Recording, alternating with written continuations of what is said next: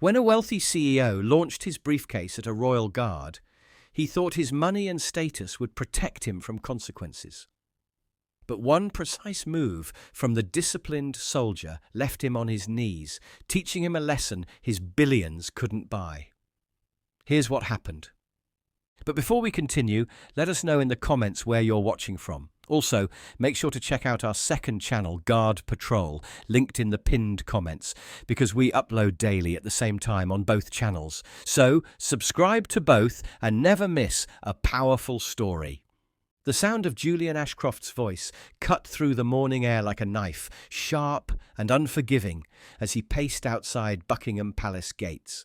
Impeccably dressed in a bespoke Savile Row suit that cost more than most people's monthly salary, the CEO of Ashcroft Industries radiated cold authority with every precise movement. "I don't care if the Japanese are hesitant," he hissed into his phone, oblivious to the tourists who stepped quickly out of his path. "Tell them the deal closes today or we walk. Their company is hemorrhaging money. We both know they don't have options." His steel-grey eyes narrowed as he listened to the response, jaw clenching beneath his meticulously groomed salt and pepper beard.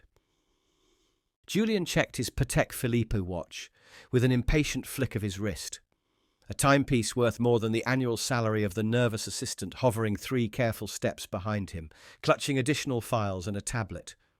The morning sunshine glinted off the watch face, momentarily blinding a nearby tourist who had stopped to stare at the unfolding scene.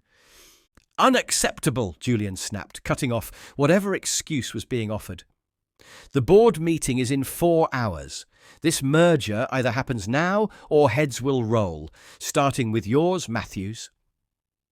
He ended the call with a violent jab of his finger, then immediately rounded on his assistant. "Tell Parker to ready the lawyers. The Yamatsu Group is playing hardball." The assistant nodded quickly, tapping furiously on her tablet while maintaining the precise distance Julian demanded of his staff. Too close was presumptuous. Too far was inefficient. Everything in Julian Ashcroft's world was calibrated to exact specifications, including the people. "Sir, the market opens in 20 minutes. The analysts are predicting," she began, only to be silenced by a raised hand. "I know what they're predicting," Julian replied coldly. 6 consecutive quarters of declining profits, a leadership vacuum, a desperate CEO making desperate moves. His voice was steady, but a muscle twitched beneath his left eye, the only visible sign of the pressure crushing down on him. What they don't know is that after today, Ashcroft Industries will own controlling interest in the 3rd largest tech manufacturer in Asia. His phone buzzed again. Julian glanced at the screen, and his expression darkened further. The board chairman. Again. The 5th call this morning. Around him, the regular rhythms of the palace continued uninterrupted. Tourists gathered for photos, children pointed excitedly at the imposing structure. Tour guides recited practiced speeches about royal history. Julian's gaze swept over them with thinly veiled contempt. "Look at them," he muttered to his assistant, who had returned to her position like a well-trained dog, wasting their time gawking at old stones and outdated traditions while the real world moves forward. This entire country is a museum piece. That's when he noticed the royal guard standing at his post, perfectly still, in his scarlet tunic and bearskin cap. The guard's eyes stared straight ahead, his posture immaculate, his discipline absolute. Something about that stillness seemed to irritate Julian even more than the tourists. "And that," he said, voice raising slightly as the pressure valve of his day began to release, "is the perfect symbol of everything wrong with this place. A grown man playing dress-up, being paid to stand perfectly still while the rest of us actually keep the world running." A middle-aged couple nearby exchanged uncomfortable glances. The man wearing a tie-pin that suggested military service frowned deeply at Julian's remarks. Julian's phone rang again. The board chairman becoming more insistent. With a curse, he answered, turning his back to the palace. "Richard," Julian's voice shifted into something smoother, the practiced tone of a CEO addressing a superior he secretly despised. "Yes, I understand the board's concerns. The Yamatsu deal will address all of them." He paused, listening, his knuckles whitening around the phone. "No, failure is not an option I'm considering." As he spoke, his gaze drifted back to the motionless guard. Something about that perfect stillness, that unwavering discipline, seemed to personally offend Julian. As if the guard's very existence was a rebuke to the crumbling control Julian felt slipping through his fingers with each passing minute. "Tax money well spent," he muttered, after ending the call, loud enough for nearby tourists to hear, standing there like a statue while real men build empires and move markets. The pressure building inside him had found its target. In the red-uniformed guard, Julian Ashcroft had discovered the perfect outlet for the frustration he couldn't direct at his board, his failing deal, or his increasingly precarious position. A family with 2 young children gave Julian a wide berth, as his attention focused fully on the guard. The father pulled his curious daughter away, whispering something about being respectful that only fueled Julian's growing irritation. "That's right," Julian said, his voice rising further. "Teach her to respect the costume party. Heaven forbid she learn about the real world, where actions have consequences and standing still gets you nowhere." Julian circled the guard like a predator, assessing its prey. Phone pressed tightly to his ear as the Yamatsu merger continued to unravel in real time. The morning had fully bloomed now. Tourists gathering in thicker clusters, many casting uncomfortable glances toward the unfolding scene. "Matthews, I don't want excuses, I want solutions," Julian barked into his phone, deliberately loud enough for the nearby crowd to hear. "Their counteroffer is an insult. Tell them our original terms or we walk, and make sure they understand what happens to their stock price when we do." He ended the call with a violent tap, the veins on his temple visibly pulsing. The guard remained perfectly still, eyes fixed forward, not a muscle twitching despite Julian's proximity. The morning sun highlighted every precise detail of his uniform, each brass button polished to mirror shine, every crease exact, medals aligned with mathematical precision. Some tourists had begun to film the regular changing of the guard ceremony, but several cameras had shifted toward Julian, sensing the brewing tension.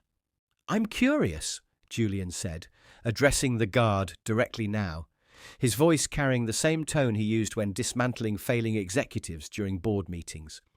"Do they train you to be this useless, or is it a natural talent, standing perfectly still while the world moves around you?" He checked his watch again, the platinum band catching the sunlight. "I've made 3 business decisions worth millions in the time you've been practicing your statue impression." The guard's discipline remained absolute, not even his eyes shifting to acknowledge the provocation. This seemed to irritate Julian further, like throwing punches at smoke. "That's what I thought," Julian continued, beginning another slow circle of the guard. "No answer, because there is no answer. In the time it takes to train one of you to stand motionless, I've launched startups that employ thousands of people doing actual work." His phone buzzed again, and his face darkened as he checked the screen. A small group of children on a school trip whispered among themselves, their teacher gently guiding them away from Julian's increasingly hostile presence. Julian noticed and smirked. "That's right, teacher," he called after them. "Keep them away from reality. Wouldn't want them learning that while they're being taught to respect these fancy dress traditions, men like me are building the world they'll actually live in." The guard remained impassive, though something almost imperceptible might have changed in his bearing. A slight tightening of his jaw, perhaps, or a barely discernible tension in his shoulders. If Julian noticed, he gave no indication, too wrapped up in his own spiralling situation. His phone rang again. "What now?" he snapped, then straightened as he recognized the voice.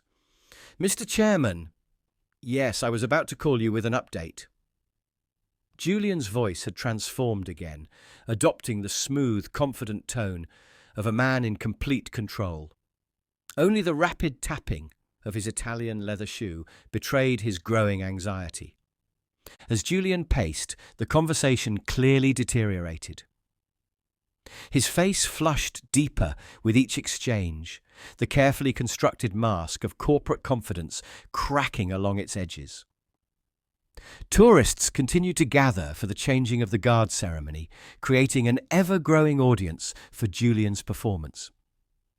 "The board can't seriously be considering—" Julian's voice trailed off as he listened, his free hand clenching into a fist. "I built this company from nothing. The Yamatsu merger is temporary setback, not a—" He was cut off again, the muscles in his jaw working furiously as he listened. When he resumed speaking, his voice had dropped to a dangerous whisper. 30 years, Richard. 30 years I've given to Ashcroft Industries. If the board wants my resignation, they'll have to pry it from my cold, dead hands."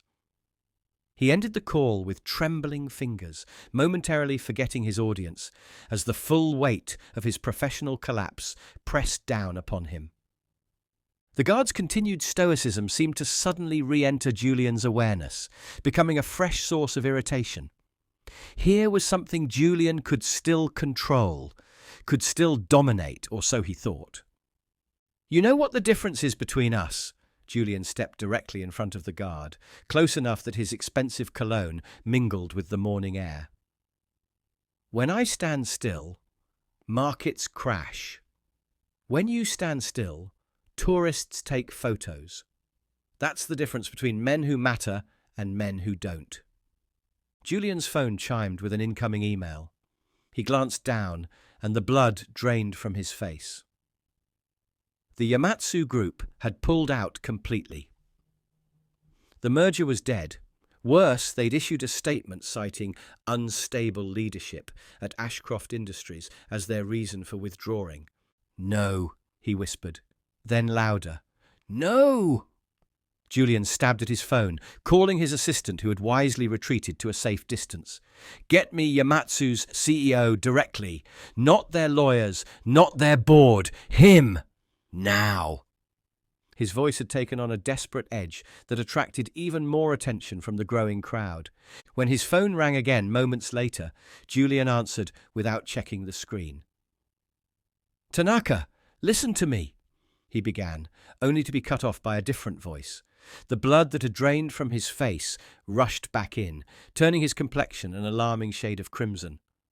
"An emergency board meeting?" Julian's voice rose, control slipping further away.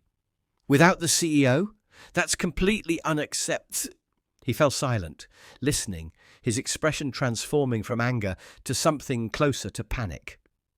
"You can't do this, Richard. You can't just—" Whatever the chairman said next left Julian speechless, staring at his phone in disbelief as the call ended. For several long seconds, he stood frozen, the irony of his stillness matching the guard's disciplined pose completely lost on him. The guard maintained his position, eyes forward, the perfect counterpoint to Julian's unravelling composure. Morning had given way to midday, the sun now directly overhead, casting no shadows that might hide Julian's very public downfall. Julian's phone buzzed one final time. A text message. He read it with empty eyes, then slowly looked up at the guard, who had become, in Julian's mind, the embodiment of everything he despised. Discipline without purpose, tradition without progress, stability without growth. "They want my resignation," he said, as if the guard had asked. "Effective immediately. 30 years building an empire, and they want me gone by close of business." He laughed, a hollow sound devoid of humour. "Because I couldn't close one deal. One deal." The guard's eyes remained fixed ahead, his discipline unbroken despite the increasingly volatile man before him. A small crowd had gathered at a safe distance, the changing of the guard ceremony temporarily forgotten in favour of the human drama unfolding before them. "You think you've got it all figured out, don't you?" Julian leaned closer, his voice dropping to a whisper meant only for the guard. "Standing there in your perfect uniform, with your perfect posture, judging me with your silence. But when they retire you, all you'll have are memories of standing still, while better men moved the world forward." The guard didn't blink, didn't twitch, didn't give Julian the satisfaction of any reaction at all. And in that perfect discipline, Julian found the final match to light his already smouldering fuse.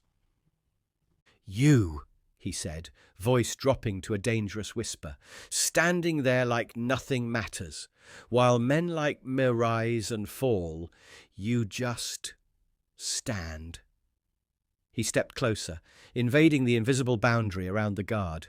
"Tell me, what's the point of it all? This pageantry, this performance? At least when my career ends, I'll have built something." The leather briefcase in Julian's white-knuckled grip contained everything.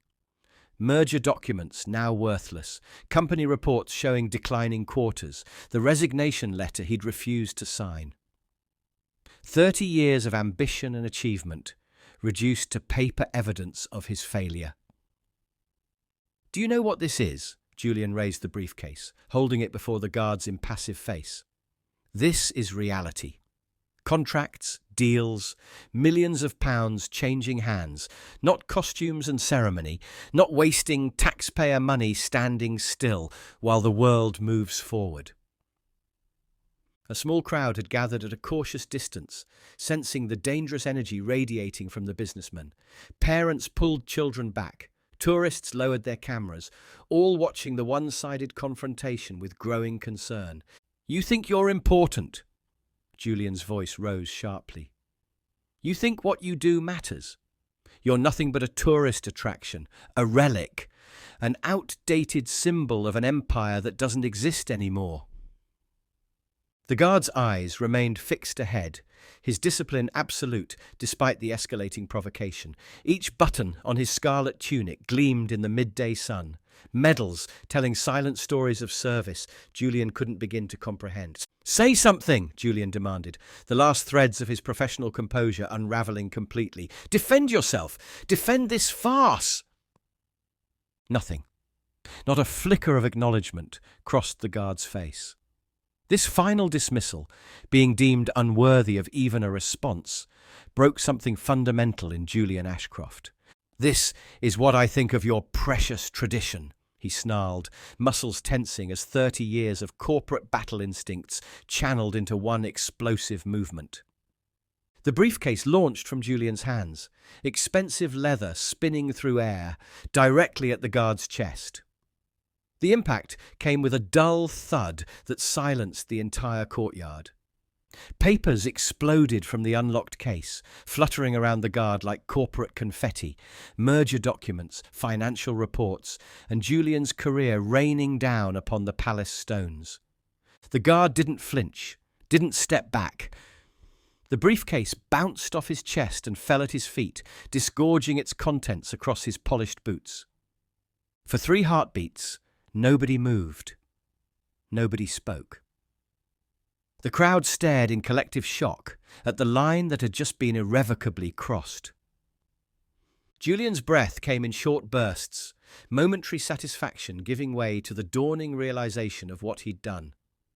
Then, doubling down rather than retreating, "Pick it up," he commanded, pointing to the scattered papers. "That's what servants do, isn't it? Pick up after their betters?" The silence stretched another moment. Then something changed. For the first time since Julian had noticed him, the guard moved. Not a startle or recoil, but a deliberate, measured motion. With military precision, his white-gloved hands reached down and secured the briefcase. Not to return it, not to clean the mess, but to confiscate it. "That's private property," Julian snapped, his momentary shock quickly replaced by fresh outrage. "How dare you touch my—" "Sir!" The guard's voice cut through the courtyard, clear and commanding. It carried the weight of authority that Julian's wealth had only ever imitated. "You have assaulted a member of Her Majesty's Armed Forces while on duty. This evidence is now confiscated." "Return my property immediately," Julian demanded, his hand shooting out to grab the briefcase. The guard sidestepped with fluid precision, maintaining his grip on the leather case while creating distance between them. "Stand down, sir," the guard instructed, his voice carrying the unmistakable tone of command. "I am Lance Corporal Thomas Harrington, 1st Battalion Grenadier Guards. You have assaulted a serving member of Her Majesty's Armed Forces. This incident will be reported." Julian's face contorted with disbelief. "Do you have any idea who I am?" His voice rose sharply, echoing across the now silent courtyard. "I am Julian Ashcroft, CEO of Ashcroft Industries. That briefcase contains confidential business documents worth millions." "Was CEO?" a voice murmured from the crowd, just loud enough to reach Julian's ears. His head snapped toward the source, but found only anonymous faces staring back. "This is absurd," Julian snarled, lunging forward to snatch the briefcase. The guard pivoted smoothly, maintaining perfect balance while keeping the case just beyond Julian's reach. The movement appeared effortless, as though choreographed. "Final warning, sir. Step back and await the authorities." The guard's composure remained unshaken, his training evident in every controlled movement. Something in Julian snapped at being denied, perhaps the culmination of a day where everything he valued had been stripped away. With a guttural sound of frustration, he charged, attempting to shove the guard backward with his shoulder. What happened next occurred so quickly that many in the crowd would later disagree about the sequence of events. The guard's free hand came up, not to strike, but to redirect Julian's momentum. A slight shift of weight, a precise application of pressure, and Julian found himself stumbling past his target, his expensive shoes scraping against the courtyard stones. "Military police have been called," the guard informed him, resuming his position with the briefcase secured. "I suggest you compose yourself." Julian straightened his jacket, humiliation fueling his rage. "You can't do this to me. I'll have your job for this." He circled the guard, looking for an opening. "No one touches Julian Ashcroft. No one." The businessman's next move was a wild swing, a haymaker more suited to a pub brawl than a royal palace. The guard's response was economy of motion itself, a slight lean back, the punch finding nothing but air, followed by a controlled step that positioned the guard at Julian's side. "This doesn't need to continue, sir," the guard advised, still making no aggressive move. "Please stand down." Breathing heavily, Julian attempted to grapple the guard, reaching for his collar. The guard's response was immediate, but measured. A precise grip break that separated Julian's hands from the uniform without causing injury. The move spoke of countless hours of training, of muscle memory, honed in situations far more dangerous than this. "I've faced insurgents in Helmand Province," the guard stated flatly. "This display is beneath you." Julian, unused to physical confrontation, was already showing signs of fatigue. Sweat dampened his bespoke suit, his breathing becoming laboured. Still, pride drove him forward. He attempted to circle behind the guard, reaching for the briefcase. The guard rotated perfectly, maintaining his position between Julian and his objective. When Julian lunged again, the guard used a simple wrist control technique that left the businessman grimacing in momentary discomfort before being released. "Stand down." Each word was delivered with crisp authority. The crowd had grown larger, tourists and Londoners alike watching the one-sided confrontation.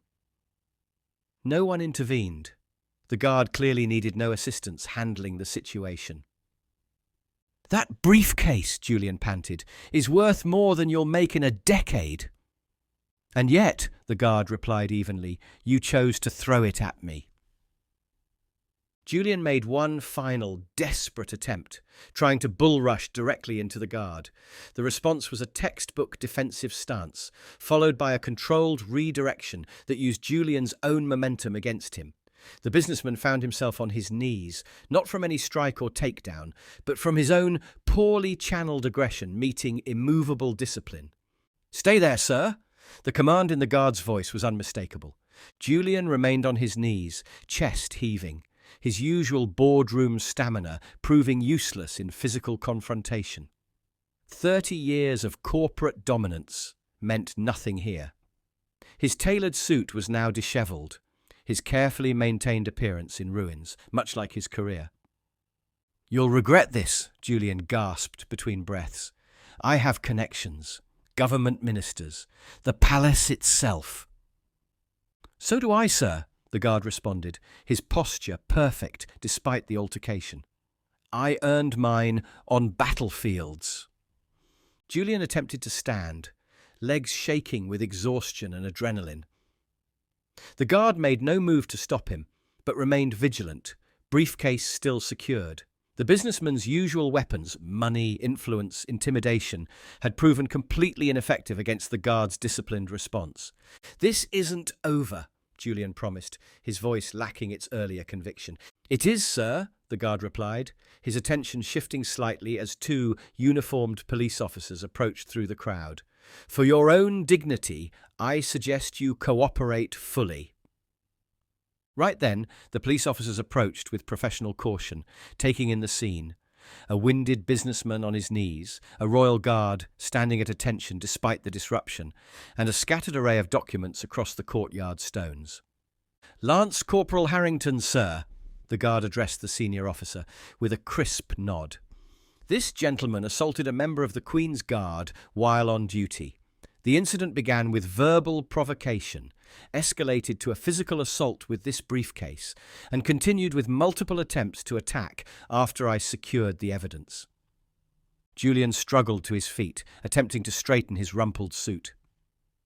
The pristine appearance that had intimidated boardrooms across London was gone, replaced by a dishevelled figure still struggling to catch his breath. "This is absurd," Julian protested, finding his voice. "Do you know who I am? This guard has assaulted me and stolen my property. I want him arrested immediately." The senior officer's expression remained impassive. "Sir, we have multiple witnesses and what appears to be security camera footage of the incident." He gestured toward the palace walls, where surveillance equipment monitored the grounds. "Please remain calm while we sort this out." As Julian opened his mouth to object further, the guard spoke again. "Officer, I should note that the briefcase damaged a service medal when it struck me." For the first time, he indicated a dent in one of the medals on his tunic, a bronze star hanging from a ribbon striped with desert colours. This medal was awarded for action under fire in Afghanistan. The senior officer's expression hardened slightly. "Damaging military honours is a serious matter, sir," he informed Julian. "We'll need to include that in our report." "A piece of metal," Julian scoffed, desperation making him reckless. "I'll buy him 10 more. What's the market rate for playing soldier these days?"